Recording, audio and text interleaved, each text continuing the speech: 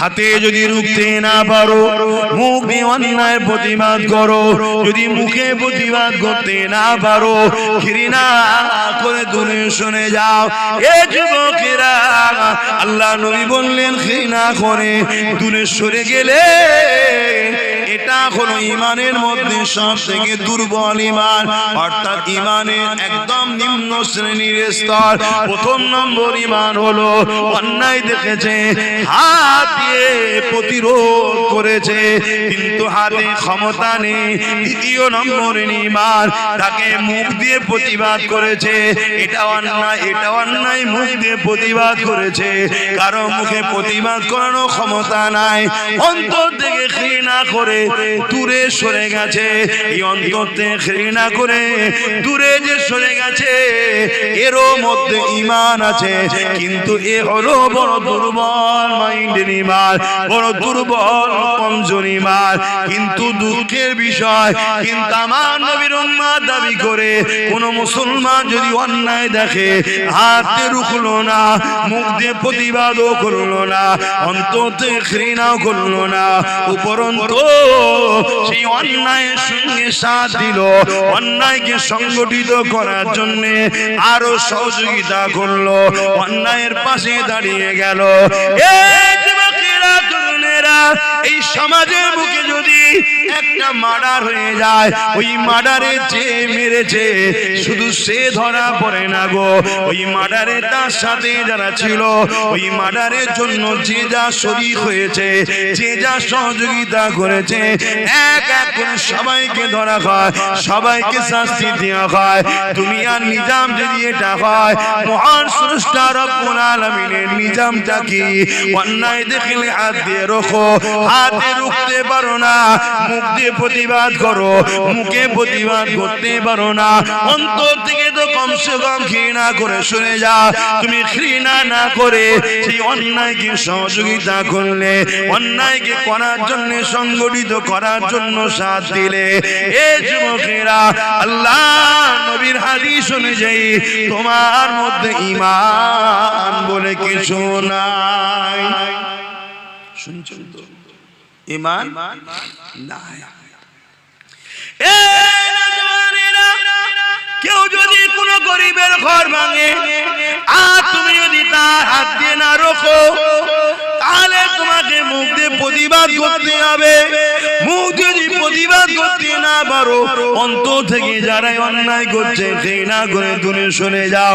তা না করে যদি তুমি সেই গরিবের ঘর ভাঙাচ্ছি যারা, তাদের সঙ্গে তোমরা যদি সাথ দাও, রাসূলুল্লাহর হাদিস অনুযায়ী তোমার মধ্যে ঈমান থাকতে পারে না।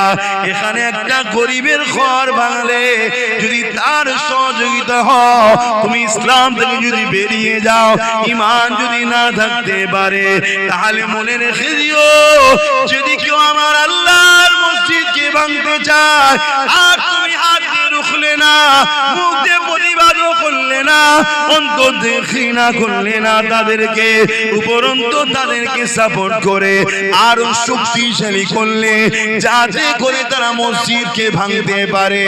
এই যুবকেরা আল্লাহর ঘরকে যারা মিটাতে চায়, তারা তো অবশ্যই বেঈমান, জাহান্নামের কুকুর তারা হবেই হবে। তার সঙ্গে যারা সাথ দেবে, আল মারউ মা মান আহাব্বা, দুনিয়ায় যে যার সঙ্গে থাকবে, পরকালে তার সাথে থাকবে। এই যুবকেরা এইরকম একটা উদ্দেশ্য করে এই সমাজে একটা ওয়াজ করেছিলাম, ওই ওয়াজটাকে এখন কাটিং করে খুব ছড়াচ্ছে সমাজে। একটা মানুষ নামাজ পড়ছে, আলহামদুলিল্লাহ, ভালো কথা। একটা মানুষ রোজা রেখেছে, আলহামদুলিল্লাহ, ভালো কথা। একটা মানুষ হজ করেছে, আলহামদুলিল্লাহ, ভালো কথা। এ যুবকেরা, তরুণেরা, অথচ বোনের হক মেরে নিয়েছে।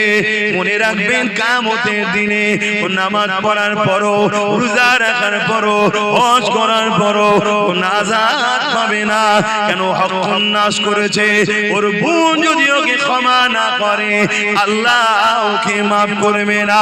অপরদিকে আরেকটা বান্দা বোনের হক দিয়েছে, পাড়া প্রতিবেশীর হক দিয়েছে, মানুষের হক আদায় করে দিয়েছে, কারো সঙ্গে জুলুম করে না, কারো সঙ্গে মিথ্যাচার করে না, কারো সঙ্গে গালিগালাজ করে না, কাউকে আঘাত দিয়ে কথা বলে না, অর্থাৎ হক নাশের দিক দিয়ে সে কারো দিলে আঘাত দেয়নি।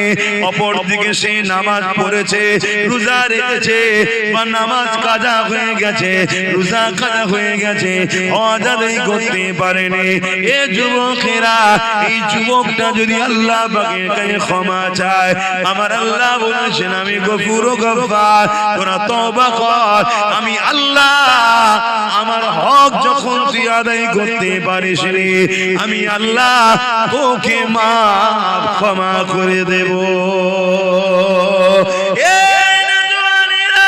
কিন্তু মানুষের যদি আমরা মেরে নি, আল্লাহ পাক ক্ষমা করবে না।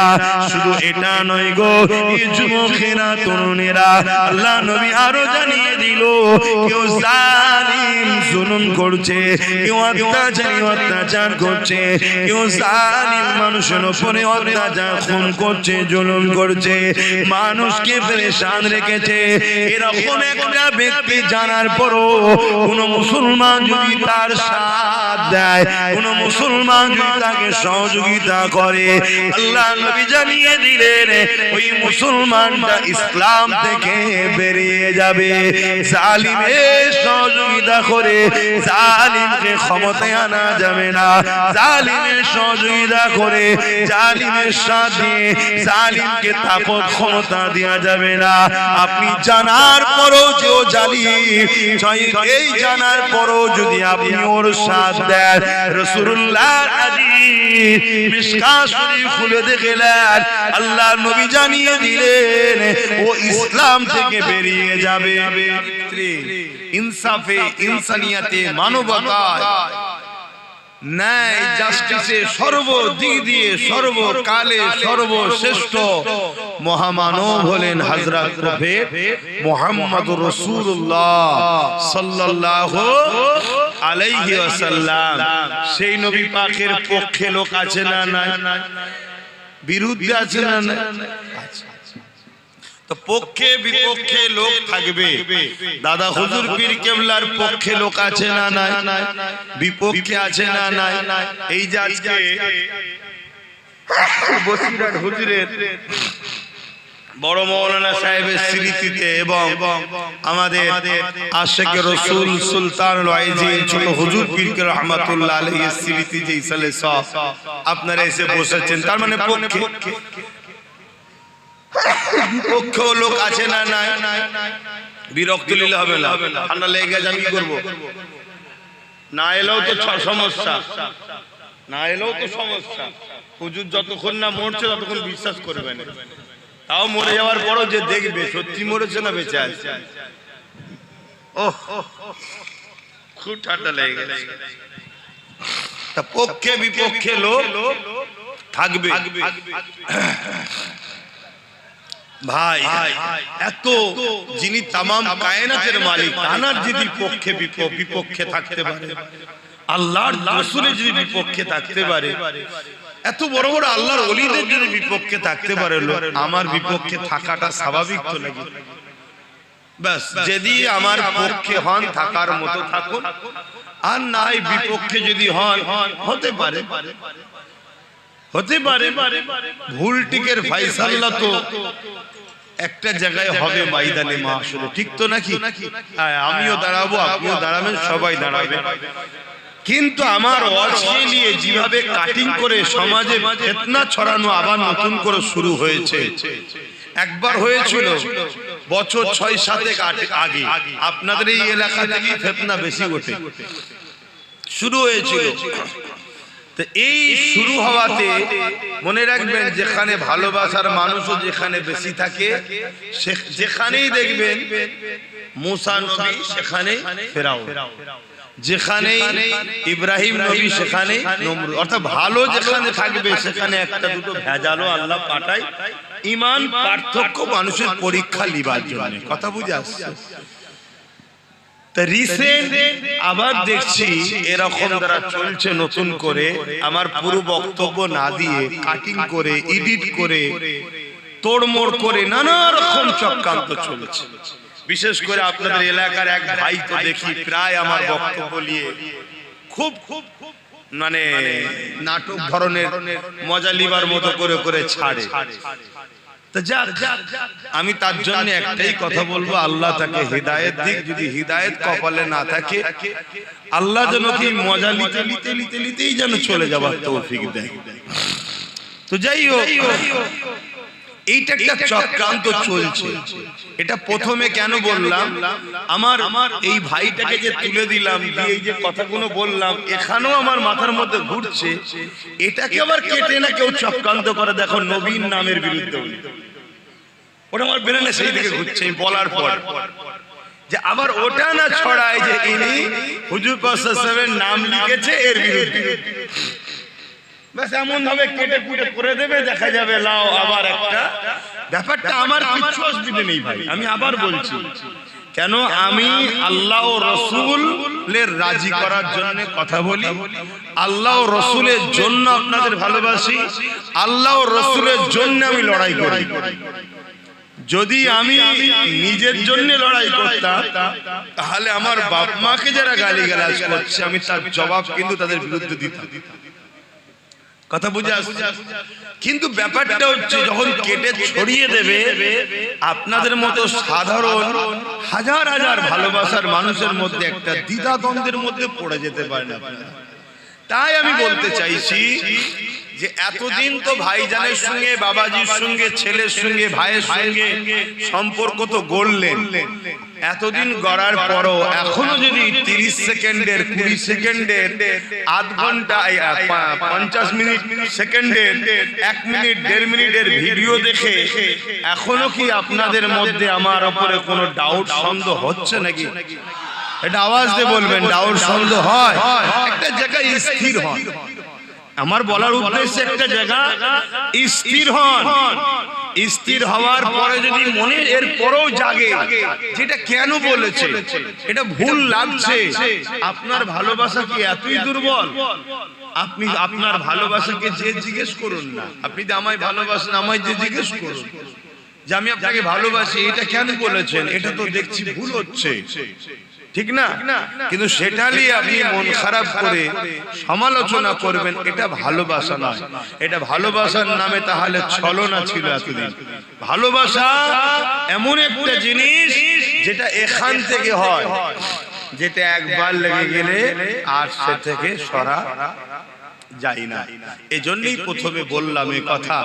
আর আমিও হাদিস, কোরআন পাকের একটা আয়াত তেলাওয়াত করেছি, যেখানেও আল্লাহ বলছে, কুল ইন কুনতুম তুহিব্বুনাল্লাহ, যারা বলে আল্লাহকে ভালোবাসি। আমার রাসূলকে আল্লাহ বলছেন, আপনি বলে দিন, যারা বলে আল্লাহকে ভালোবাসি, এরা যদি সত্যিবাদী হয়, ফাত্তাবিউনি, আগে যেন আপনাকে ইত্তেবা করে লাই, আপনার অনুসরণ করে লাই। কিন্তু ইত্তেবা, অনুসরণ তাকেই করা সম্ভব যাকে ভালোবাসা যায়।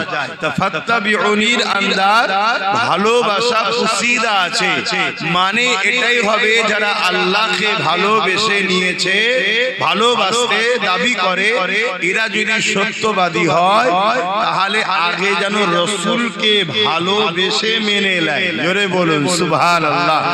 যারা রাসূলকে ভালোবেসে মেনে নেবে, তাদের জন্য রয়েছে ইউহিব্বুকুমুল্লাহ, আল্লাহ তাদেরকে ভালোবাসবে। জোরে বলুন সুবহানাল্লাহ। আর আল্লাহ যাদেরকে ভালোবাসবে, ওয়াগফিরু লাকুম যুনুবাকুম, আল্লাহু গফুরুর রহিম। আল্লাহকে তারা বড় দয়ালু পাবে, মেহেরবান পাবে। তারা যা গুনাহ করেছে আল্লাহ পাক সব মাফ করে দেবেন। জোরে বলুন সুবহানাল্লাহ। তাহলে ভালোবাসা যদি আল্লাহর পেতে চাও, শর্ত হলো রাসূলকে ভালোবেসে আগে মেনে নাও, রাসূলকে ভালোবেসে অনুসরণ করো, রাসূলকে ভালোবেসে ইত্তেবা করো, ফলো করো। কোরআনের দুসরা জায়গায় আল্লাহ বলছেন, মা আতাকুমুর রাসূল ফাখুযুহু ওয়া মা নাহাকুম আনহু ফান্তাহু। আল্লাহ রাসূল যা আদেশ করছে মেনে নাও, আমার নবী যা নিষেধ করছে ছেড়ে দাও। এটাই হলো প্রকৃত ভালোবাসা। নবীর প্রকৃত ভালোবাসা কি? মান আহাব্বা সুন্নতি, যারা আমার সুন্নাতকে ভালোবাসলো, ফাকাদ আহাব্বানি, তারা আমি রাসূল আমাকে ভালোবাসলো, যারা আমাকে ভালোবাসলো কানা মাই ফিল জান্নাত, তারা আমার সঙ্গে জান্নাতে যাবে। জোরে বলুন সুবহানাল্লাহ।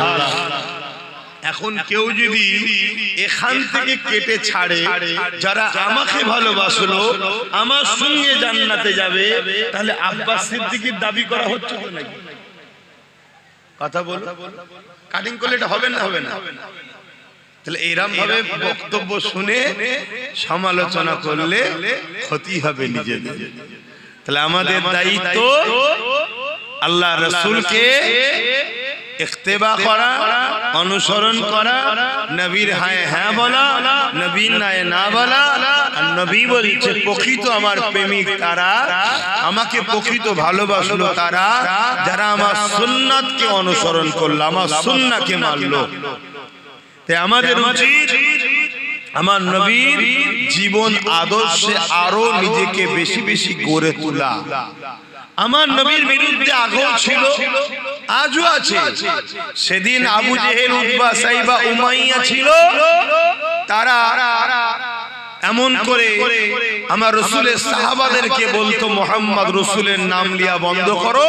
আর আজকে আমার দেশেও সে আবু জেহেল, উতবা, সাইবাদের উত্তরসূরি আছে যারা বলছে মুহাম্মদ রাসূলের নাম লিখা বন্ধ করো। ধারাবাহিকতা চলছে, চলবে।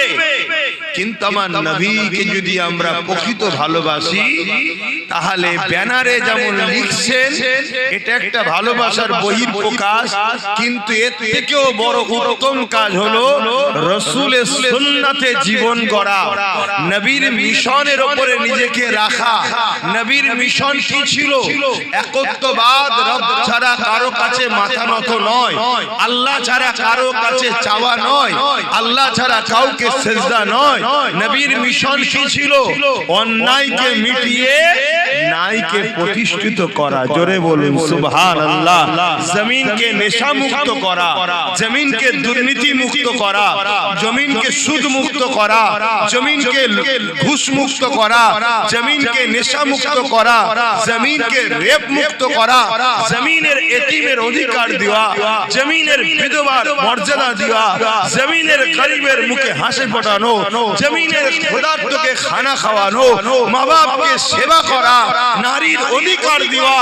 এগুলোই তোমার নবীর জিন্দেগির মিশন। সন্ত্রাসকে মিটিয়ে দেওয়া, জুলুমকে খতম করা, দাঙ্গাকে বন্ধ করা, অত্যাচার শাসকদের বিরুদ্ধে রুখে দাঁড়ানো, এটাই তো রাসূলের মিশন। কথা বলছেন না? আপনারা তো অনেক শুনেছেন, আবু জেহেলের কথা শুনেছেন তো।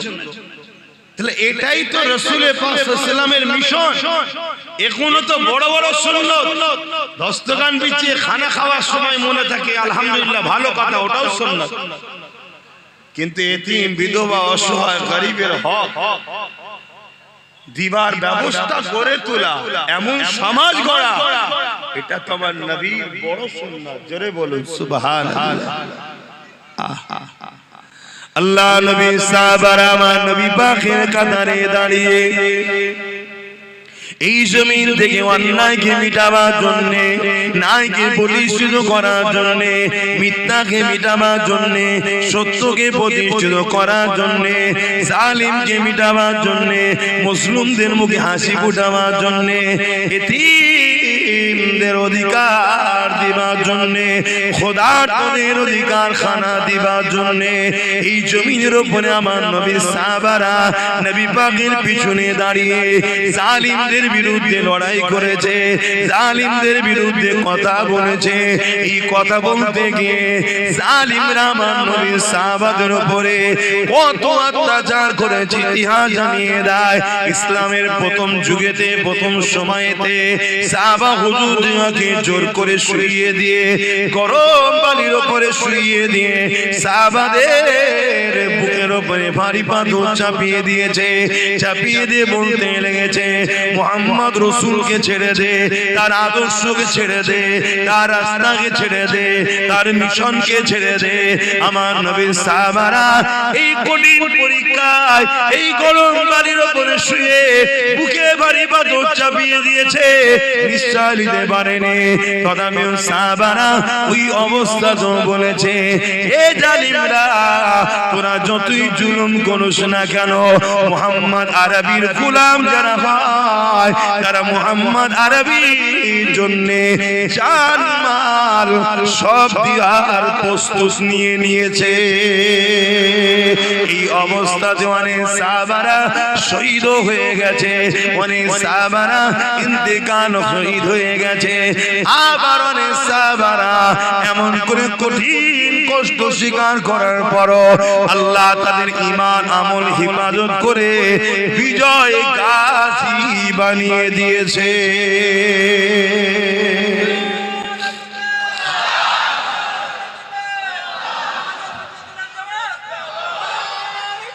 আল্লাহু আকবার। তাহলে আমরা যদি প্রকৃত নবীর প্রেমিক হই, আমাদেরকে এই মিশনের উপর থাকতে হবে। আমার নবীর নাম লিখাতে উত্তরপ্রদেশের কানপুরের জালিম হুকুমতদের কষ্ট হলো কেন? কারণটা তো বুঝতে হবে।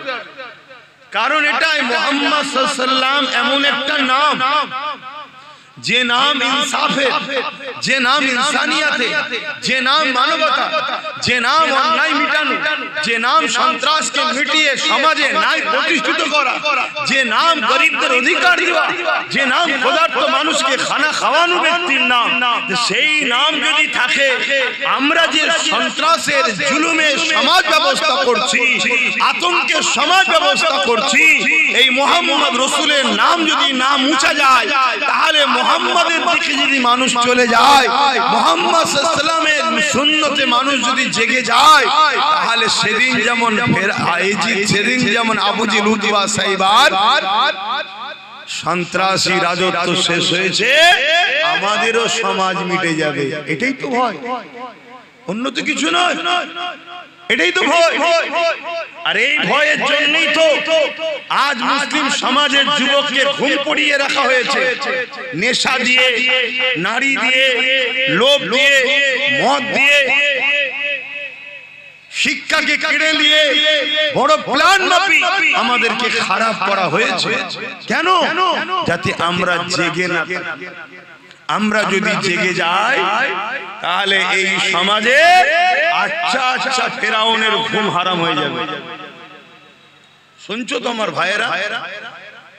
আর আমরা যখন উলামারা তোমাদেরকে ডাকি, আসো, তখন তারা তোমাদেরকে চেষ্টা করে আমাদের থেকে দূরে রাখা। আর এই দূরে রাখার জন্য তারাও কোনোভাবে যখন পারে না, তারা একটা 2 নম্বর উলামা টিম তৈরি করে।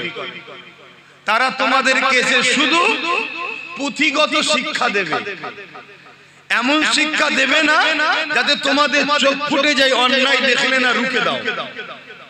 মনে রেখে দিও, দুটো হক, একটা আল্লাহর, একটা বান্দার। হকুল্লাহ আর হকুন নাস, মানুষের হক, আল্লাহর হক। আল্লাহর হকে যদি কেউ ভুল করে ফেলে, আল্লাহর হক যদি কেউ ছেড়ে দেয়, আল্লাহর হক যদি ঠিকভাবে করতে নাও পারে, আমার আল্লাহ বলছে আমার কাছে কাঁদ, তওবা কর, আমি গফুর ও গফফার মাফ করে দেব। জোরে বলুন সুবহানাল্লাহ। কিন্তু বান্দার হক, হকুন নাস যদি মারিস, আমি আল্লাহ মাফ করব না। যার হক মেরেছিস সে যদি মাফ না করে, সে যদি মাফ না করে। আজ দুনিয়াদার উলামা শুধু হকুল্লাহটাই শোনাচ্ছে, হকুন নাসটা শোনাচ্ছে না। শুনছেন? এটা একটা পরিকল্পনা কাদের? যারা তোমাদেরকে ঘুম পড়িয়ে রাখে, তাদেরই তৈরি করা উলামাদের পরিকল্পনা। আর এই কথাগুলো আমি বলি আমার পিছনে যত সমস্যা, কথা বুঝে আসছে তো যুবকদের? আমার ভাইগুলো শুনছো তো নাকি? এটাই হলো সমস্যা। একটা মানুষ নামাজ পড়ছে আলহামদুলিল্লাহ ভালো কথা, একটা মানুষ রোজা রেখেছে আলহামদুলিল্লাহ ভালো কথা, একটা মানুষ হজ করেছে আলহামদুলিল্লাহ ভালো কথা। এ যুবকেরা তরুণেরা অথচ বোনের হক মেরে নিয়েছে। মনে রাখবেন কিয়ামতের দিনে নামাজ পড়ার পরও, রোজা রাখার পরও, হজ করার পরও নাজাত পাবে না। কেন? হক নাশ করেছে। ওর বোন যদি ওকে ক্ষমা না করে আল্লাহ ওকে মাফ করবে না। অপরদিকে আরেকটা বান্দা বোনের হক দিয়েছে, পাড়া প্রতিবেশীর হক দিয়েছে, মানুষের হক আদায় করে দিয়েছে। কারো সঙ্গে জুলুম করে না, কারো সঙ্গে মিথ্যাচার করে না, কারো সঙ্গে গালিগালাজ করে না, কাউকে আঘাত দিয়ে কথা বলে না। অর্থাৎ হক নাশের দিক দিয়ে সে কারো দিলে আঘাত দেয়নি। অপরদিকে সে নামাজ পড়েছে, রোজা রেখেছে, বা নামাজ কাজা হয়ে গেছে, রোজা কাজা হয়ে গেছে, হজ আদায় করতে পারেনি।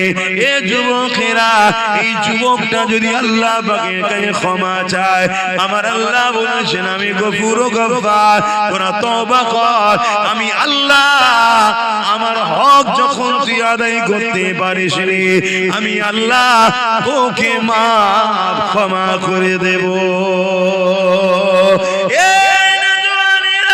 কিন্তু মানুষের যদি আমরা মেরে নি আল্লাহ পাক ক্ষমা করবে না।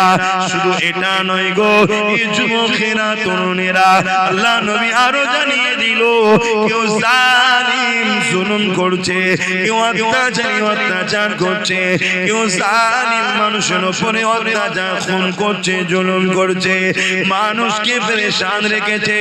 এরকম একটা ব্যক্তি জানার পরও কোন মুসলমান যদি তার সাথ দেয়, কোন মুসলমান যদি তাকে সহযোগিতা করে, আল্লাহ নবী জানিয়ে দিলেন ওই মুসলমানটা ইসলাম থেকে বেরিয়ে যাবে।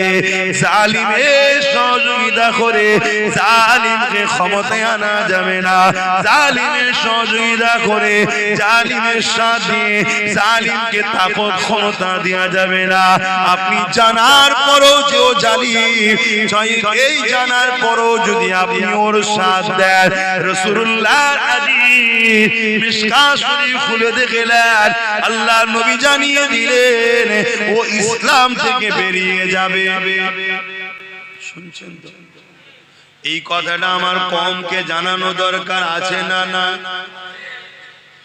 কেন আমার কওমকে বড় প্ল্যান করে ইসলাম বিদ্বেষীরা, বেঈমান ইসলাম থেকে বার করতে চাইছে, হ্যাঁ কি না? তাহলে তার জন্য তো বুঝাবার দরকার। আর এই যখনই বুঝাতে যাচ্ছি যে আর কোনো ওয়াজ নেই, এ কথা বলতে হবে কেন? একটা ছেলে এক ওয়াক্ত নামাজ কাজা করে দিয়েছে, ইসলাম থেকে বেরিয়ে যায়নি। একটা ছেলে দু চারটে রোজা ছেড়ে দিয়েছে, ইসলাম থেকে বেরিয়ে যায়নি। একটা ছেলে হজ করতে পারেনি, ইসলাম থেকে বেরিয়ে, একটু বলবেন তো, যায়নি। একটা ছেলে প্যান্ট শার্ট পরেছে, দাড়ি চেঁচেছে, ইসলাম থেকে বেরিয়ে যায়নি। কিন্তু একজন জালিম জানার পরও সেই জালিমকে সহযোগিতা করে, জালিমের সাথ দেয়, জালিমকে ক্ষমতায় আনে, আল্লাহ রাসূল বলছে সে ইসলাম থেকে বেরিয়ে যাবে। কথা শুনছো যুবকরা? এবার ইসলাম থেকে বেরিয়ে গিয়ে যদি নামাজ পড়ে, ও নামাজের দাম। ইসলাম থেকে বেরিয়ে যদি হজ করে, ইসলাম থেকে বেরিয়ে যদি মসজিদ বানায়, মাদ্রাসা বানায়, কোরআন পড়ায়, হাদিস পড়ায়, কথা বলেন, কথা বলেন। এই কথাগুলো যখনই বলছি, এ সমাজে এমনও মুফতি আছে, এ সমাজে এমনও মাওলানা বক্তা আলেম উলামা আছে, এ সমাজে এমনও নামাজি আছে যারা জালিমদের পিছনে ঘুরে বেড়ায়, জালিমদের থেকে দালালি খায়, আর জালিমদের হয়ে কথা বলে। তারা তখন আমার বিরুদ্ধে তাদের পুষা ইউটিউবারদের লাগাবে না, লাগাবে না, যাতে আমার কথা সমাজ না খায়, আমার কথা মুসলিম উম্মাহ না শুনে নেয়। কেন? মুসলিম উম্মাহ যদি আমার কথা শুনে নেয়, তাহলে জালিমদের সাথীরা দেবে না। আর জালিমদের যদি সাথ না দেয়, তাহলে নেক্সটের কি রাস্তা আছে জালিমদের বিরুদ্ধে?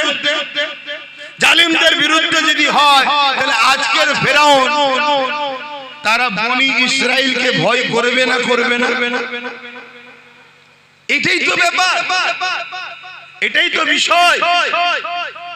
কিন্তু আপনারা যারা মনোযোগ দিয়ে শুনছেন, আপনারা বিবেক নামক দরজাকে আঘাত দিয়ে খুলুন, খুলে জিজ্ঞাসা করুন নবীদের মিশনটা কি ছিল।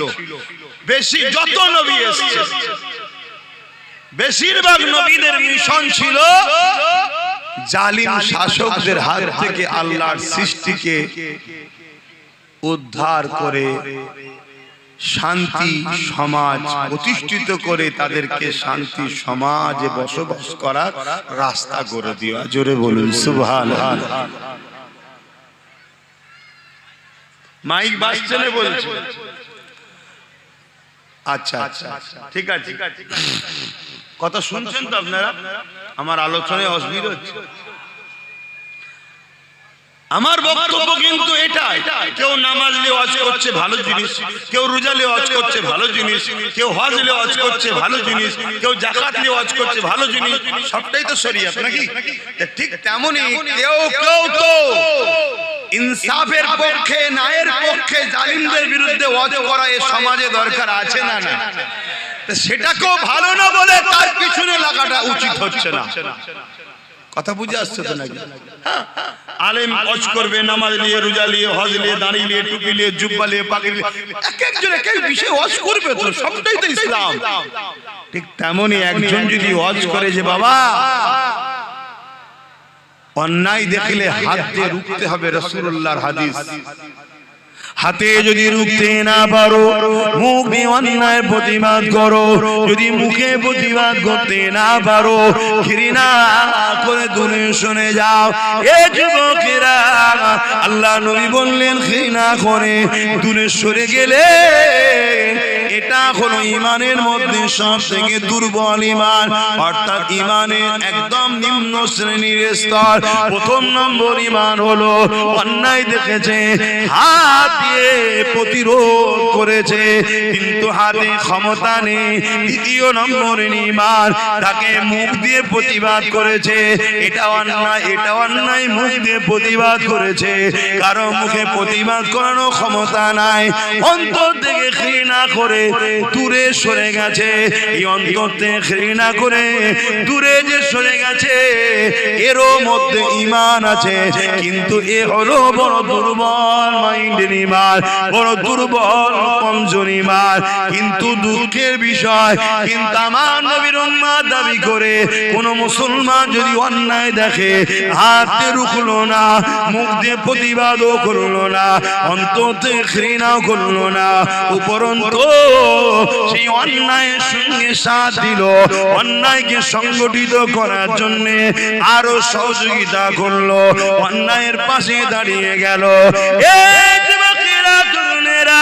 এই সমাজের বুকে যদি একটা মার্ডার হয়ে যায়, ওই মার্ডারে যে মেরেছে শুধু সে ধরা পড়ে না গো, ওই মার্ডারে তার সাথে যারা ছিল, ওই মার্ডারের জন্য যে যা শরীক হয়েছে, যে যা সহযোগিতা করেছে, এক এক করে সবাইকে ধরা হয়, সবাইকে শাস্তি দেওয়া হয়। দুনিয়ার নিজাম যদি এটা হয়, মহান স্রষ্টা রব্বুল আলামিনের নিজামটা কি? অন্যায় দেখলে হাত দিয়ে রোখো, হাতে রুখতে পারো না, মুখ দিয়ে প্রতিবাদ করো, মুখে প্রতিবাদ করতে পারো না, অন্তর থেকে তো কমসে কম ঘৃণা করে শুনে যাও।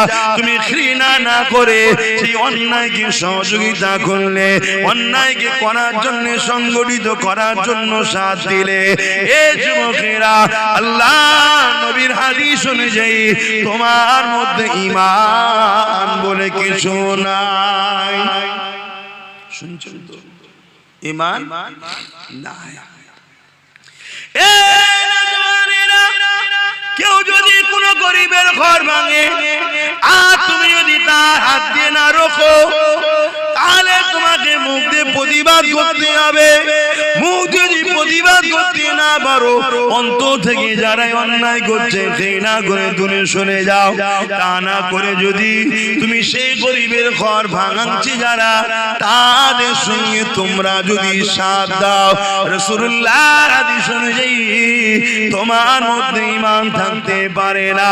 এখানে একটা গরিবের ঘর ভাঙলে যদি তার সহযোগিতা হয়, তুমি ইসলাম থেকে যদি বেরিয়ে যাও, ঈমান যদি না থাকতে পারে, তাহলে মনে রেখে দিও, যদি কেউ আমার আল্লাহর মসজিদকে ভাঙতে চায় আর তুমি হাত দিয়ে রুখলে না, মুখ দিয়ে প্রতিবাদও করলে না, অন্তর দিয়ে ঘৃণা করলে না তাদেরকে, উপরন্তু তাদেরকে সাপোর্ট করে আরো শক্তিশালী করলে, যাতে করে তারা মসজিদকে ভাঙতে পারে। এই যুবকেরা আল্লাহর ঘরকে যারা মিটাতে চায়, তারা তো অবশ্যই বেঈমান, জাহান্নামের কুকুর তারা হবেই হবে।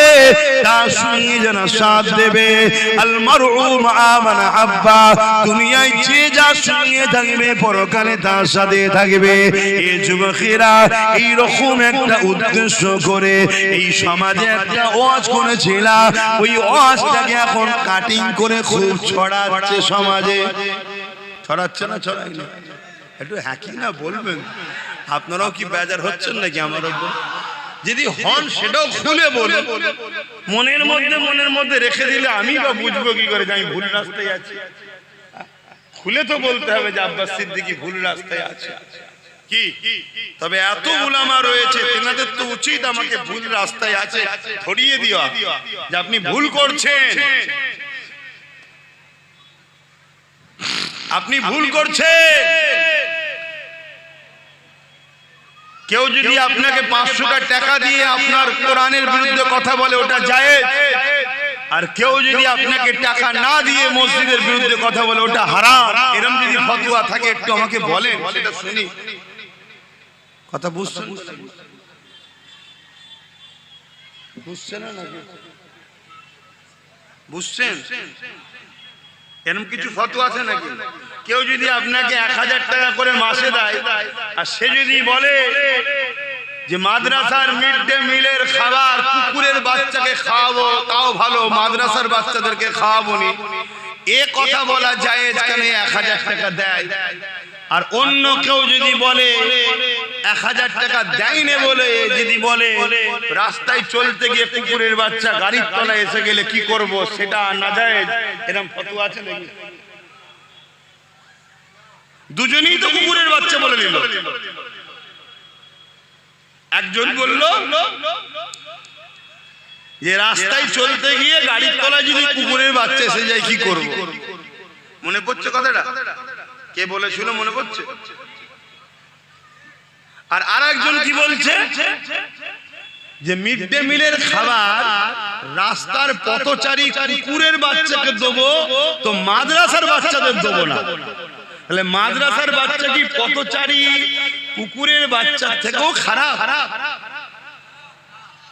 তাহলে আমাদেরকে যারা কুকুরের বাচ্চার থেকে খারাপ ভাবে, আর তাদের পিছনে যদি আমরা ঘুরে বেড়াই, তাহলে আমাদের জন্য বিপদ আসবে না? আসবে না?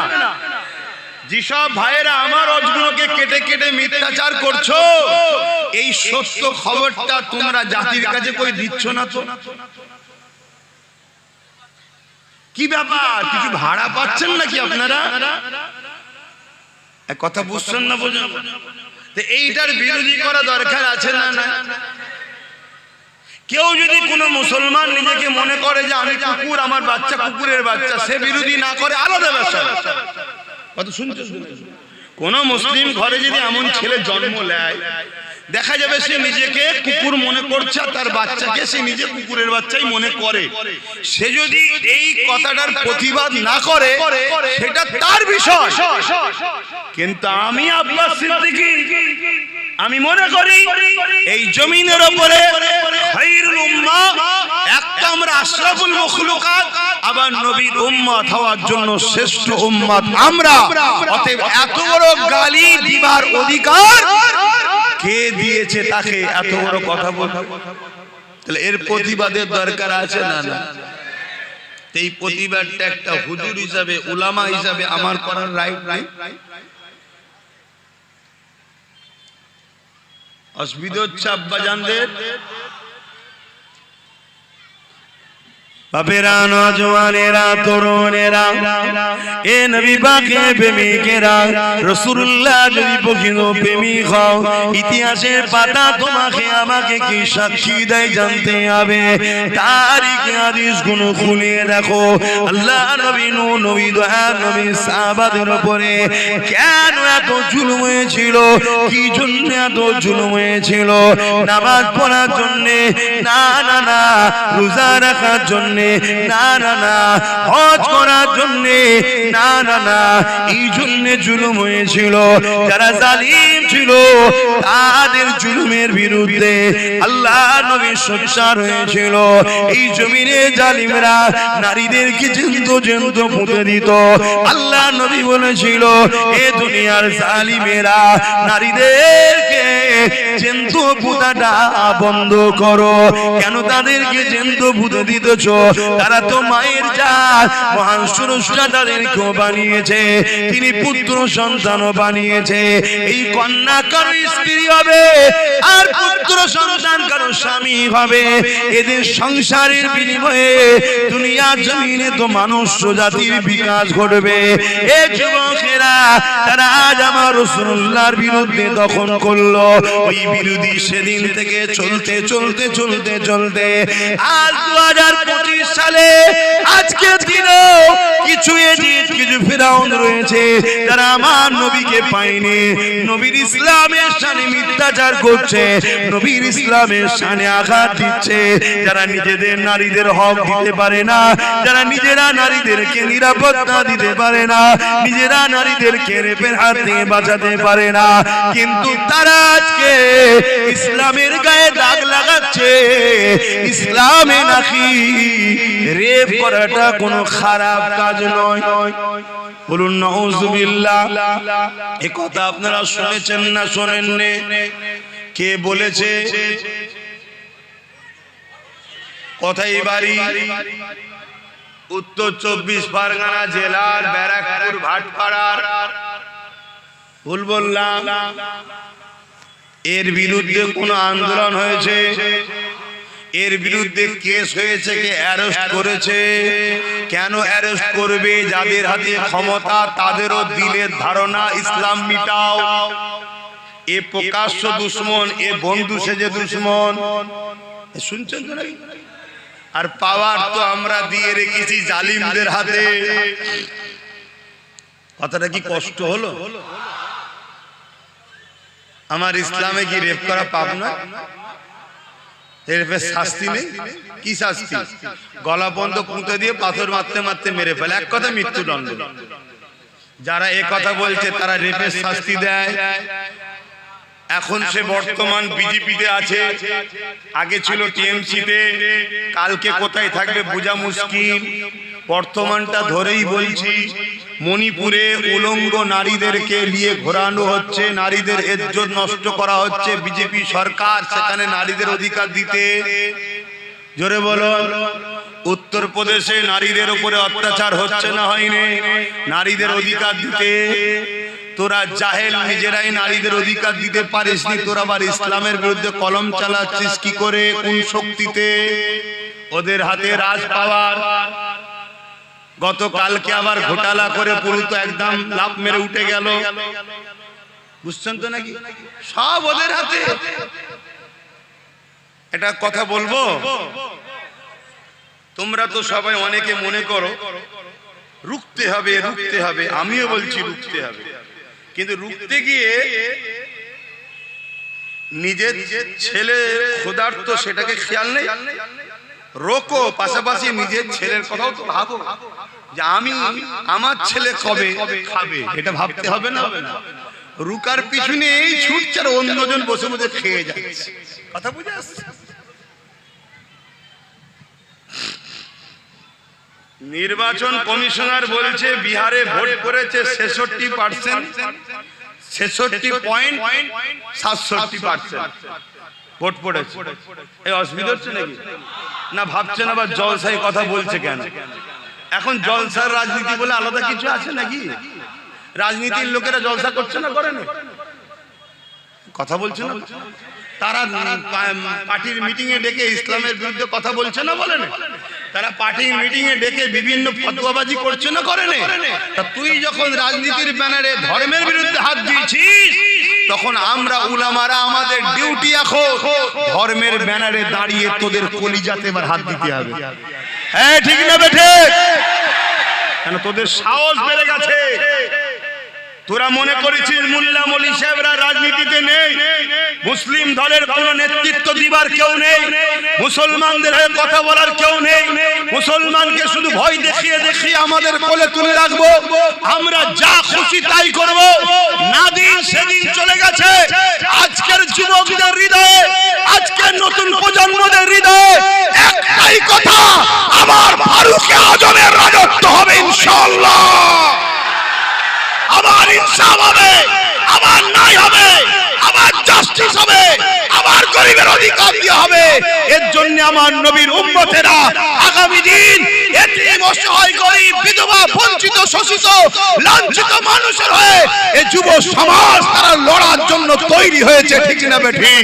হাত তুলে সাক্ষী দাও আল্লাহকে, লড়াই করতে রাজি, লড়াই করতে রাজি।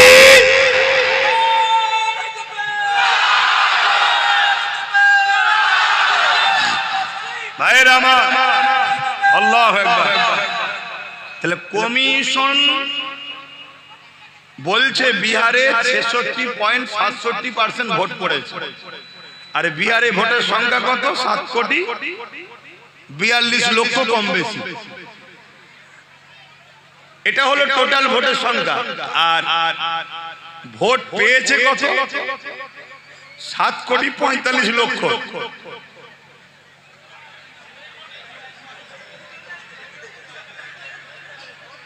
100% ভোট পড়েনি, পড়েছে কত? 67% ভোট পড়েছে। তাহলে 1 কোটি থেকে 67 লক্ষ হয়, তাহলে 7 কোটি যদি হয় 6-7 কে 42, মানে রাউন্ড ফিগারে বলছি 5 কোটি লোক ভোট দিয়েছে। আর ভোট পেয়েছে কত? 7,45,00,000। মানে টোটাল ভোট হচ্ছে 7,42,00,000। 100% যদি ভোট পড়তো তাহলে 7,42,00,000 ভোটার ভোট পড়তো। সেই জায়গায় 67% ভোট পেয়েছে। তারপরও 1,42,00,000 থেকেও বেশি 7,45,00,000 ভোট পেয়েছে। যারা এরকম করে চুরি করে তাদেরকে তোমরা রুখবে কি করে? আমি কি বুঝাচ্ছি, বুঝছো? তাহলে রুখতে হবে, রোখো। রুকার পক্ষে 100 বার আমি সহমত,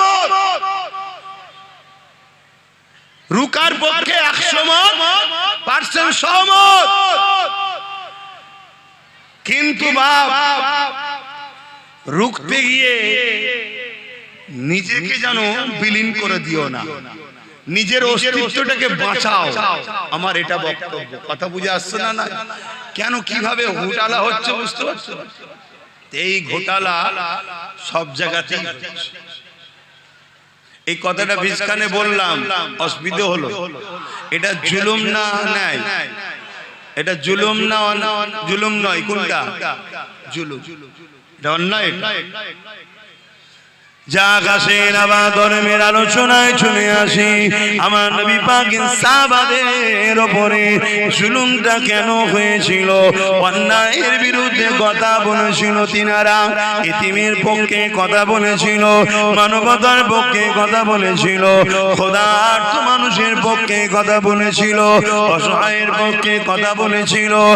এ যুবকেরা, তরুণেরা, তাওহীদের বাণীর পক্ষে কথা বলেছিল তিনারা।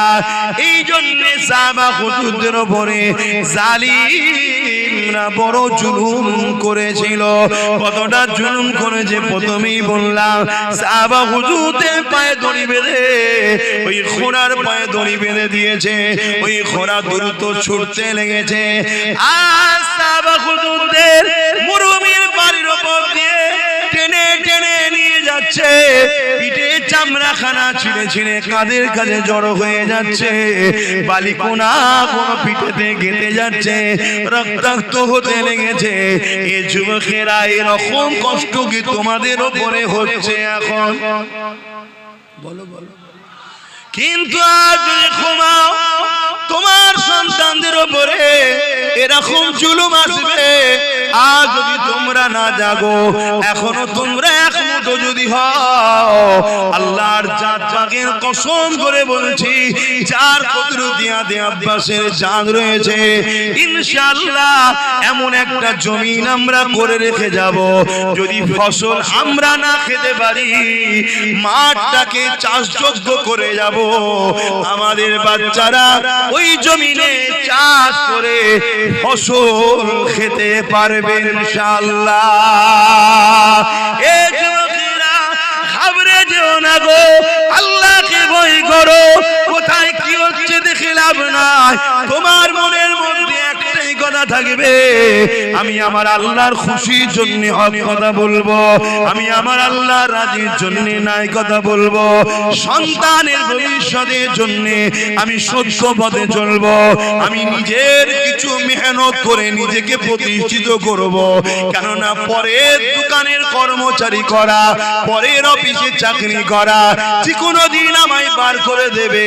আর যদিও আমি ওখানে চাকরি করি, ওই চাকরির মাইনে বাড়তে বাড়তে বাড়তে শেষ জীবন পর্যন্ত যদি 50,000 1 লাখ টাকাও হয়, কিন্তু আমার পরে ওই জায়গাতে আমার ছেলে কিন্তু আর চান্স নাও পেতে পারে। আর আমি মেহনত করে ছোট্ট যদি একটা গুমটিও করে দিয়ে যেতে পারি, আজ আমার পরে ওই জায়গাতে আমার ছেলে কিন্তু মালিক হয়ে বসবে। এ যুবকেরা, তরুণেরা, ছেলে যদি চেষ্টা করে এক দোকান থেকে 10টা দোকান বাড়াতে পারবে। তাই বলে দিয়ে যায় আমার রাসূলুল্লাহ যেমন আমাদেরকে নামাজের কথা বলেছে, রোজার কথা বলেছে, হজের কথা বলেছে, দাড়ি টুপির কথা বলেছে, মানবতার কথা বলেছে, ইনসাফের কথা বলেছে, ইনসানিয়াতের কথা বলেছে, গরিব প্রেমের কথা বলেছে, খোদার খানা খাবার কথা বলেছে, ঠিক তেমন নবী আমার সাহাবাদের ধরে ধরে হাতে হাতে বিজনেস করার পলিসি, তারা কি হবার পলিসি আমার নবী শিখিয়েছে। আর পাশাপাশি জমিনের উপরে মাথা তুলে বেঁচে থাকার জন্য পাওয়ার রাজ ক্ষমতার কথাও শিখিয়েছে। আরো জোরে বলুন সুবহান।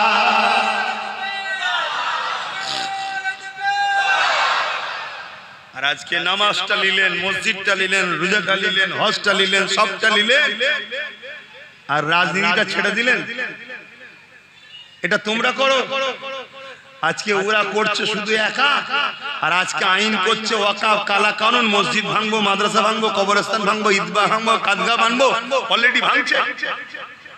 কোন পাওয়ারে ভাঙছে? যেটাকে ছেড়ে দিয়েছি আমরা। এক যুবকরা, কষ্ট হচ্ছে আমার কথা, অসুবিধা হচ্ছে, যেই হুজুরটাকে খালি খামাই নিয়ে এসছি, বাপ ঠিকই বলেছি, যদি মনে হয় খালি খামাই নিয়ে এসছি, পরের বার থেকে আনলেও তোরা আল্লাহ কারে এসিস নি বাপ। যদি আমাকে খারাপ লাগে, তুই তোর কাতারে থাক না বাপ, আমি আমার কাতারে থাকি নাকি? যার ভালো লাগবে 10 জন, যদি ভালো লাগে আমার কথা শুনবে, লোক বলবে 10 জন নিয়ে আপনি তাহলে কি করবেন? আমি কি করবো আমি জানি না তো, আমি চেষ্টা করব। ফায়সাল্লাহ তো আমার নয়, ফায়সাল্লাহ তো আল্লাহ। এই কথা বুঝছেন না? বুঝেন না? এই তো সবাই মিলে এত চেষ্টা করলো, ভোট রয়েছে 7,42 লাখ, পড়েছে কত? 7 লক্ষ 45 লাখ। কথা বুঝে আসছে না? তা আমার হলো চেষ্টা করা কাজ, ফায়সাল্লাহ কি হবে ওটা আমার দেখার দায়িত্ব, ওটা তো আল্লাহ জানে। হযরত ইব্রাহিম আলাইহিস সালামকে নমরুদ যখন আগুনে ফেলে দিল, ওই সময় বিশাল আগুন জ্বলতে লেগেছে। আমি জানি না তোমাদের কবিলা গ্রামটা কত বড়, কতটা বড় আমি জানি না।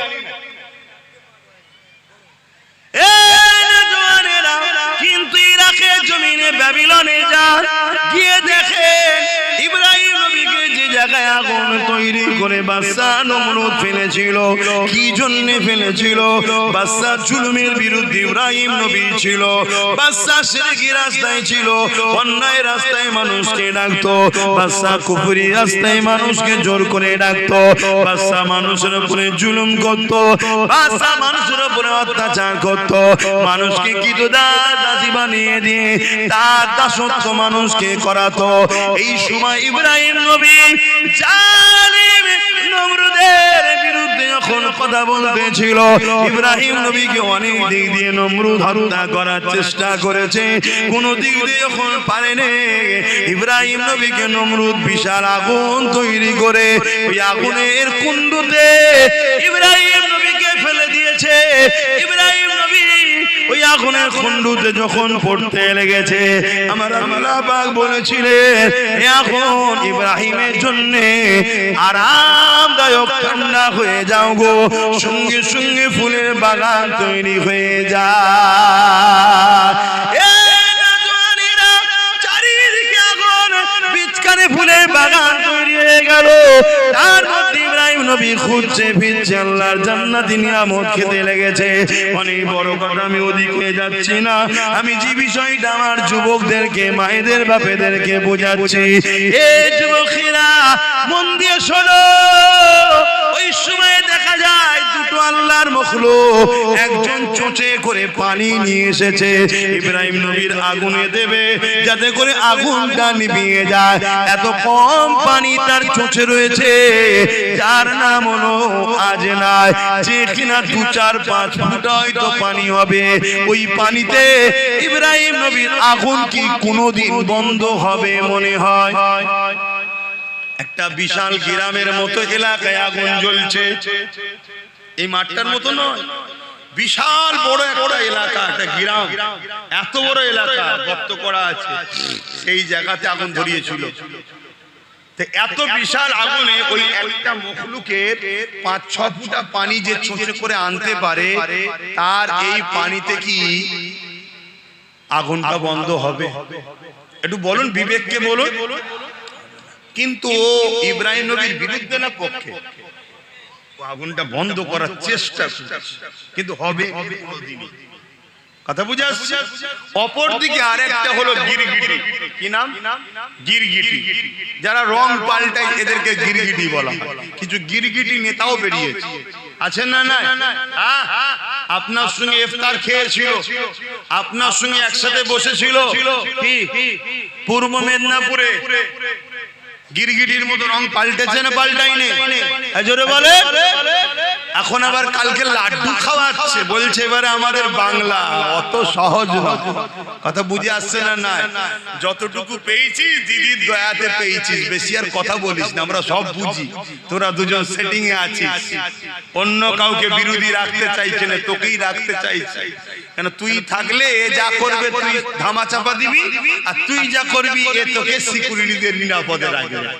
অন্য কেউ বিরোধী হয়ে গেলে তোদের দুজনেরই কপালে বাস পড়ে যাবে। কি গো, কথাটা কি ভুল বললাম না? আপনাদের খারাপ লাগছে? এই যারা দাঁড়িয়ে আছেন বলেন, অসুবিধা হচ্ছে? আমার তো সোজাসুজি কথা, কাউকে তো ধরে আনিনি। বা এই গিরগিটির মতো শুধু রং পাল্টা। একদিন মাথায় টুপি দিয়ে সাদা পায়জামা পাঞ্জাবি পরে এসে খুব ইফতার খেয়েছে আমাদের সাথে। খেয়েছে না খাই? আমার সাথে না খেলো, আমাদের সাথে তো খেয়েছে নাকি? হ্যাঁ, অনেকে মনে করেছিল ভালো হবে, হয়তো ভালো ন্যাস তুলে দেখেন এড়ে না বেড়ে দেখেন। কথা বুঝে আসছে? ঘুমটা দেখেছে, মসজিদে ঢুকিয়ে দিয়েছে, জানে না যে মসজিদে ঢুকাতে কিরম হচ্ছে না? হয় না? ঘুমটা দেখেছে, কলিকাতার ঈদগায় রেড রোডে নামাজ হয়, ওখানে নিয়ে চলে গেছে। ঈদের নামাজে যাওয়া যায় মহিলাদের, নিয়ে চলে গেছে। তাহলে এটা ধর্মকে নিয়ে কি খেলা করা হচ্ছে না? ও এর বিরুদ্ধে কেউ কোন মিডিয়া করে আর করে বলবে না। আব্বাস সিদ্দিকী এই যে বলছে, এর মধ্যে থেকে আর কি খুঁত পাওয়া যায় দেয়, ওইটাকে কেটে ছড়া। কেন? এদেরকে দুনিয়ার বেঈমান নেতারা অর্থ দিয়ে পুষছে। চালাও চালাও, চালিয়ে যাও। কত ফেরাউন এসেছে, কত নমরুদ এসেছে, কত আব্দুল্লাহ ইবনে উবাইও এসেছে, মুখ ভর্তি দাড়ি, মাথায় টুপি, বড় পাগড়ি ছিল, বড় জুব্বা ছিল, বড় জাননেওয়ালা ছিল, বড় বক্তা, বড় কোরআন জাননেওয়ালা। এমনকি নবী পাকের সোজাসুজি নামাজ পড়তো, আবু বকর সিদ্দিককেও দাঁড়াতে দিত না। কিন্তু কোরআন ঘোষিত সে জাহান্নামী হয়ে গেছে। কথা বুঝে আসছে? সবাই চোখে ধুলা দিয়ে যেতে পারে, আব্বাস তোমাদের চোখেও ধুলো দিয়ে দিতে পারে, কিন্তু আব্বাস আমার আল্লাহর কুদরতি চোখে ধুলো দিতে, জোরে বলো, ইজ্জতের মালিক তোমরা না আল্লাহ, জোরে বলে, আরো জোরে বলে। অতএব আব্বাস যেখানে যায় আল্লাহ শুকর করে বলছি, মানুষের ভিড়ে ঠেলাতে, চিৎকার চেঁচামেচিতে ওয়াজ করতে পারছি না আমি। সমস্যা এই গত মনে হয় পরশু দিন, গতকাল জুম্মা গেল, পরশু দিন কোথায় গেলাম, ঢোলা, ঢোলাতে সারাক্ষণ তো ঝগড়াই হলো, কি জায়গা পাই দাঁড়াতে পারে, এই ঝগড়া হয়ে হয়ে সারাক্ষণ সময় চলে গেল। কি ওয়াজ করব, ওই ওর মধ্যে ও ঝগড়া করে যাচ্ছে, আমি ওয়াজ করে যাচ্ছি, কি করব? বাপেরা নওজওয়ানের আল্লাহ জাত পাকের কসম করে বলছি, নিয়ত আমার একটাই, আপনাদের হৃদয়ে আমার রাসূলুল্লাহর প্রেম ভালোবাসা ঢুকাবো, এবং দুনিয়ার জমিনে যতদিন বাঁচবেন কারো কাজে হাত পেতে নয়, নিজের অধিকার নিজে বুঝে নিয়ে ইজ্জতের খানা খাবো। এই আশায় আপনাদেরকে বুঝাচ্ছি, নবীকে পিয়ার করো, নামাজ পড়ুন, রোজা রাখুন, হজ করুন, দান খায়রাত করুন, অপর দিকে জুন্নাইকে অন্যায়কে মিটান, জুলুমকে মিটান, রেপকে মিটান, সুদকে মিটান, ঘুষকে মিটান। এ যুবকেরা এখন মিটাতে গেলে যে পাওয়ার দরকার, ওই পাওয়ারটার নাম হলো রাজনীতি। ফু দিয়ে সুদ বন্ধ হয়নি, ফু দিয়ে ঘুষ বন্ধ হয়নি, এমন করে রেপ বিচারি বন্ধ করা যায় না। এর জন্য আইন তৈরি করতে হবে, যারা রেপ করবে তাদের জন্য এই শাস্তি হবে, যারা সুদের কারবার করবে, যারা এমন করে ঘুষ খাবে তাদের জন্য এই শাস্তি হবে। ধরা পড়লে সঙ্গে সঙ্গে তাকে সাসপেন্ড জীবনের মতো করে দেওয়া হবে। এইভাবে ২-১০টাকে করলে এই সমাজে রেপ বন্ধ হয়ে যাবে, এই সমাজে ঘুষ বন্ধ হয়ে যাবে। আজকের দিনে সবচেয়ে মারাত্মক ভয়ানক জিনিস যেটা মানুষকে খুঁড়ে খুঁড়ে খাচ্ছে, নেশা, নেশা, নেশা। এই নেশাকে বন্ধ করা দরকার। সেই নেশাটা মদ হতে পারে, সেই নেশাটা গাঁজা হতে পারে, সেই নেশাটা অন্য কিছু হতে পারে, কিন্তু দুঃখের বিষয় বলতে হয় আজকে সরকার যখন মদের ডিলার লায়, সরকার যখন মদ বিক্রিতে নম্বর 1 হয়ে গর্ব করে, সেই সমাজে মাতালকে কখনো রুখা সম্ভব নয়। এই মদের কারণে ক্রাইম হচ্ছে, এই মদের কারণে নারীরা ডিভোর্স হচ্ছে, এই মদের কারণে অ্যাক্সিডেন্ট হচ্ছে, এই মদের কারণেই আজ আমার তিলোত্তমা বোনটা রেপ হয়ে গেল। এই মদের কারণে আজ তামান্নাকে বোম মেরে মেরে দেওয়া হলো। এই মদ এত খাতারনাক জিনিস, এই মদকে বন্ধ করা এটা আমাদের দায়িত্ব আছে না? না, এই মদকে বন্ধ করবেন কি করে? মুসলিম সমাজ যাতে মদে আসক্ত হয়, গভর্নমেন্ট কি করছে শোনেন, মুসলমান এলাকা দেখে দেখে মদের লাইসেন্স দিচ্ছে। ফুরফুরা শরীফে চলে যান, ঢুকার 4-5টা রাস্তা আছে, প্রতিটা রাস্তার ঢুকার মুখে মুখে মুখে মুখে একটা করে মদের দোকানের লাইসেন্স দিয়েছে, সেখানে মদের বিক্রি হচ্ছে। চলে যান একটা পবিত্র তীর্থভূমি, ভারতবর্ষের দ্বিতীয় বৃহত্তম তীর্থভূমি যে ধর্মে ইসলামে মদকে হারাম করা হয়েছে সেই ধর্মে ইসলামের ঢোকার মুখে মুখে মুখে মুখে মদের লাইসেন্স দিয়ে দিয়েছে। আপনারাও মুসলমান এলাকাগুলো খেয়াল করে দেখবেন, আমার কথা মেলার। মুসলিম এলাকায় মদের দোকান হচ্ছে, মুসলিম এলাকায় ফাংশন হচ্ছে, মুসলিম এলাকায় জুয়ার আড্ডা বসছে, মুসলিম এলাকায় নাচের আড্ডা বসছে, মুসলিম এলাকায় এমন করে সুদের কারবারের ব্যবস্থা তৈরি হচ্ছে। কেন করা হচ্ছে? সরকার জানে, সরকারের পিছনে অনেক মৌলানা রয়েছে যারা সরকারকে বুদ্ধি দিচ্ছে। এদেরকে মিটাতে গেলে এদেরকে আল্লাহ থেকে সরাতে হবে, এদেরকে রাসূলের থেকে সরাতে হবে। সরাতে গেলে ডাইরেক্ট যদি বলেন আপনাকে বক্সিং মেরে নাক ফাটিয়ে দেবে, ওটা করবেন না। এদেরকে মদে ঢুকিয়ে দেন, এদেরকে গানে ঢুকিয়ে দেন, এদেরকে ফাংশনে ঢুকিয়ে দেন, এদেরকে সুদে ঢুকিয়ে দেন, এদেরকে লোনে ঢুকিয়ে দেন। একদিকে এদেরকে গরিব বানান, অপরদিকে এদেরকে অল্প পয়সায় লোন দেন। যখনই সুদ নেবে কাবার সামনে মায়ের সঙ্গে জিনা করার সমান পাপ হবে, তখন এরা আল্লাহ রাসূলের থেকে সরে যাবে। আল্লাহ রাসূলের দয়া মায়া যখন এদের থেকে সরে যাবে, তখন এদেরকে যখন আপনারা কতল করবেন আল্লাহ সাহায্য করবে না। বদরের মতো এরা জিততে পারবে না। এ আমার জাতি, এ আমার কওম, তোমাদেরকে মেরে ফেলার প্ল্যান চলছে। তোমাদেরকে আল্লাহ রাসূল দিয়ে প্রথম সরাবে, তারপরে তোমাদের ঈমানকে লুটবে, তারপরে তোমাদেরকে কতলেআম করবে। তোমাদের কোনো সাহায্যকারী তোমরা পাবে না। যতগুলো মুসলিম নেতা দেখছো এরা একটা কেউ কথা বলে না, এরা একটা কেউ জবান খোলে না। এরা শুধু যে হুজুর যে হুজুর যে হুজুর করে নিজের গদিটা টিকিয়ে রাখার জন্য।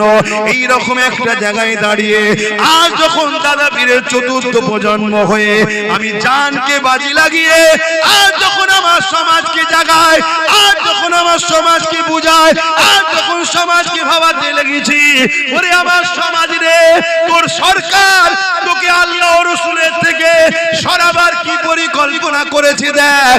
এক তো সরকারের কাজ নয় মসজিদ মন্দির করা, ট্যাক্সের পয়সায় দিঘাতে মন্দির করলো, যা তা ধর্ম যা পারছে করগে যা।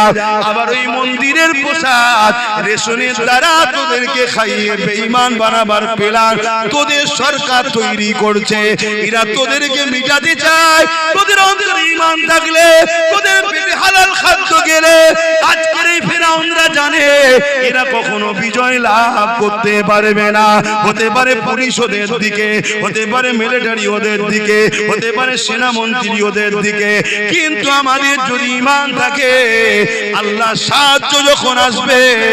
এক মঈনুদ্দিন ভারতে কামিয়াবি হয়েছে। আরো জোরে বলুন সুবহানাল্লাহ।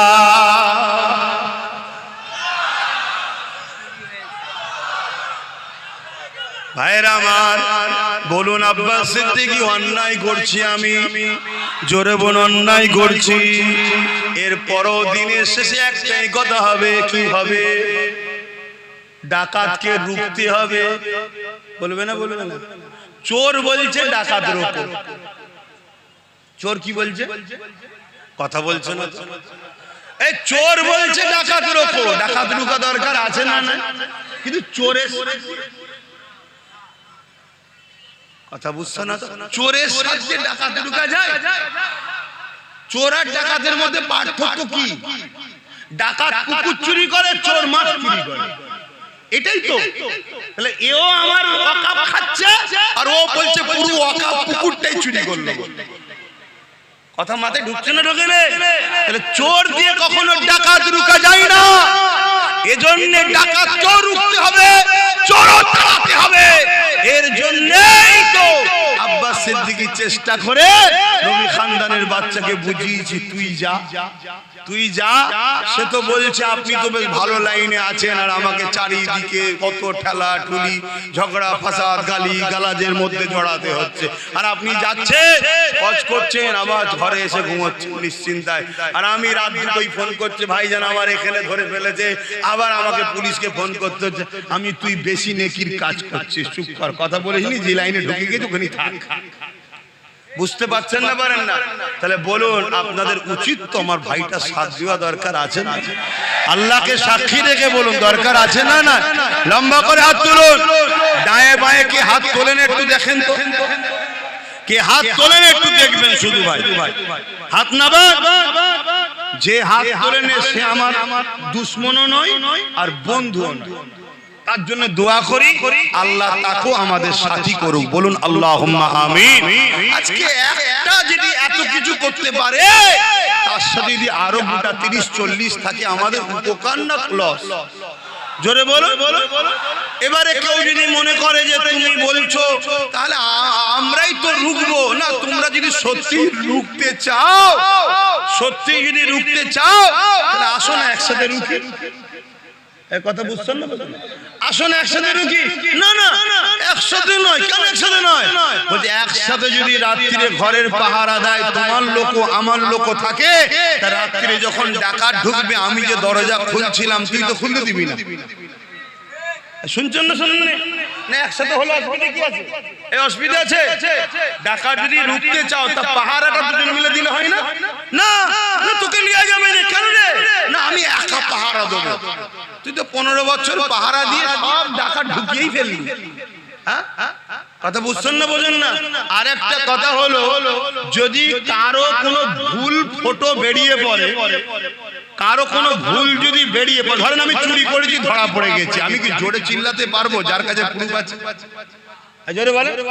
তা চোরের রিপোর্ট তো ডাকাতের কাছে আছে, আছে না? না, চোরের রিপোর্ট ডাকাতের কাছে আছে না? না, ডাকাত এখন উপরে বসে আছে, চোরকে বলছে বেশি বললে রিপোর্ট আছে ভরে দেবো, অতএব আমি যা বলছি শোন, আমার মতো চলবি, তোকে বেঁচেও রাখবো, আমিও খাবো, তুইও খাবি। ডাকাত আর চোরে মিটে সেটিং এ কাজ হচ্ছে না? হয় না? একটু আওয়াজ দিয়ে বলবেন, হচ্ছে না? হয় না? শত শেষ কথা বলে যাচ্ছি, সময় কম। যদি কেউ মসজিদ মাদ্রাসা মিটাবে বলে, তাকে সাপোর্ট করা যাবে। আর কেউ যদি বলে উন্নয়ন শেষ হবে না, কোরআন শেষ হয়ে যাবে, তাকে সাপোর্ট করা চলবে। যদি কেউ কোরআনের বিরুদ্ধে কথা বলে, তাকে সাপোর্ট করলে ঈমান থাকবে। কোরআন মানে না আলাদা কথা, দেশটা সবার। শুনছেন তো নাকি? আমরা নেতাজিকে ভালোবাসি না, গান্ধীকে ভালোবাসি না, কেন? তারা আমার ধর্ম মানে না, ভুল ঠিক সে জবাব স্রষ্টার কাছে দেবে, কিন্তু আমার ধর্মের বিরুদ্ধে তো বলবে। ঠিক না বেটি? তুমি মানবে না মানবে তোমার কাছে, কিন্তু বিরোধী করার অধিকার কে দিল? কথা বুঝে আসছে? এজন্য আমি এক জায়গায় একটা কথা বলেছিলাম যে কেন্দ্র সরকারকে ভোট দিলে ঈমান চলে যাবে, রাজ্য সরকারকেও ভোট দিলে ঈমান চলে যাবে। পুরোটা দেয়নি, শুধু কেটে একটুখানি দিয়েছে। শুনছেন তো নাকি? এরপরে আমি কি বলেছি? এরপরে বলেছি, যদি রাজ্য সরকার মনে করে যে কোরআন শেষে বলাটা আমার ভুল হয়েছে এবং দিল্লি চলে যাও বলাটা ভুল হয়েছে, যদি ক্ষমা চাই, তাহলে আমি এর বিরুদ্ধে আর বলবো। এরপরে বলেছি, সেটাও দেয়নি, শুধু দিয়েছে রাজ্য সরকারকে ভোট দিয়ে হারাম বলেছে আব্বাস সিদ্দিকী। শুনছেন? আবার একটা বুজুর্গ লোকের বক্তব্য আমার সঙ্গে সেটিং করেছে, করে বলছে এই লোক, একজন বুজুর্গ বলছে দিয়া যাবে, আরেকজন বলছে দিয়া যাবে না। বুজুর্গ বলেছে মসজিদে দান করো। বুজুর্গ কি বলেছে? মসজিদে দান করো। দান করতে হবে না? হবে না। কিন্তু কাল যদি মসজিদটা দখল করে কেউ পার্টি অফিস করে দেয়, ওখানে কি বুজুর্গ বলছে দান করো? এখনকার কথা তখনকার কথা তুই জুড়ছিস কেন? ও তো আগে বলেছে, তখন তো আমিও বলেছিলাম যে চলো এ যখন বলছে দেখা যাক, ঠিক না বেটি? কিন্তু ওরে বাবা, তোর মুখোশ ছড়ে গিয়ে এখন অরিজিনাল মুখ বেরোচ্ছে। অরিজিনাল মুখ বেরোচ্ছে কি?